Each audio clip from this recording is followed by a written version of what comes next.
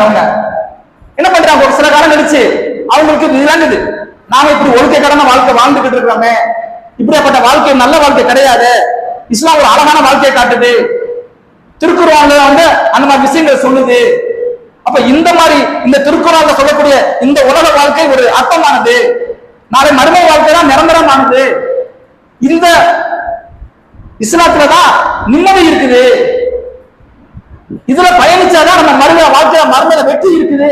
அப்படி விளங்கி புரிஞ்சு அறிந்து என்ன பண்றாங்க, அவங்க இருக்கிற காசு பணத்துக்கு எத்தனை நாட்டுக்கு போயிருக்கலாம்லங்க, லண்டன் போலாம், பாரிஸ் போலாம், அமெரிக்கா போகலாம், இன்னும் எத்தனை நாட்டு சுற்றுலாவுக்கு போகலாமா இல்லையா?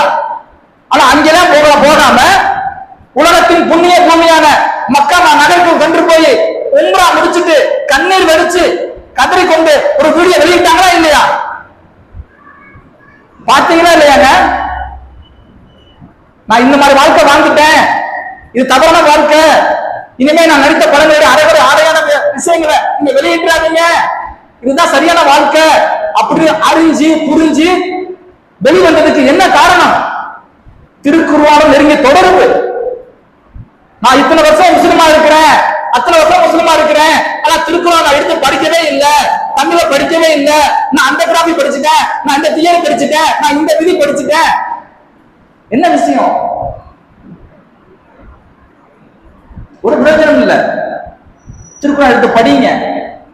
திருக்குர்ஆன் உங்க வாழ்க்கையில மறுமலர்ச்சி ஏற்படுத்தக்கூடியது. அது தமிழ்ல நீங்க படிக்கிறது மிக மிக முக்கியமானது. வாழ்க்கையின் மிக முக்கியமான இந்த ரமலான் மாசத்துல நெருங்கிய நம்ம தொடர்பு வச்சிருக்கணும் திருக்குர்ஆன. அப்படி நெருங்கிய தொடர்பு வச்சிருந்தா தான் நாம வச்சிருக்கின்ற இந்த ரமலான் மாசத்துல இந்த ரமலான் மாசம் நோம்பும் பரிபூர்ணம் அடையும். வெறுமே நோம்பு வச்சுக்கிட்டு வெறுமே தாகி திறந்து வெறுமே சாப்பிடாம இல்லறத்தில் ஈடுபடாம இருந்தா மட்டும் நோம்பு கிடையாது. எல்லாம் சேர்ந்ததுதான், இரவு தொழுகை அப்புறமா திருக்கம் தொடர்பு இப்படி இருந்தா தான் நீங்க செய்யக்கூடிய இந்த நோன்பு பரிபூர்ணம் அடையும்.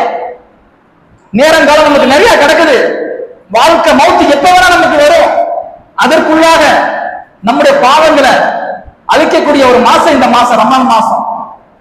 அப்ப திருக்குர்ஆனை பற்றி நம்ம நிறைய விஷயம் தெரிஞ்சுக்கிறோம், அது தமிழகம் புரிஞ்சுக்கிறோம். இன்ஷா அல்லாஹ் வரக்கூடிய காலம் நாளைக்கு என்ன பண்ணுவோம், இந்த திருக்குர்ஆன் சம்பந்தமா பேசுவோம், சரிங்களா? ஏன்னா எல்லா பேரும் என்ன பண்றாங்க, நேற்று நான் சொன்னேன் திருக்குர்ஆன் வந்து எனக்கு புரியல, அது வந்து மார்க் அறிஞர் தான் புரியும் அப்படின்னு சொல்ல மாதிரி சொன்னாங்க. திருக்குர்ஆன் நமக்கு புரியும், அது சம்பந்தமா நாளைக்கு இந்த திருக்குர்ஆனை பத்தி பேசுவோம்.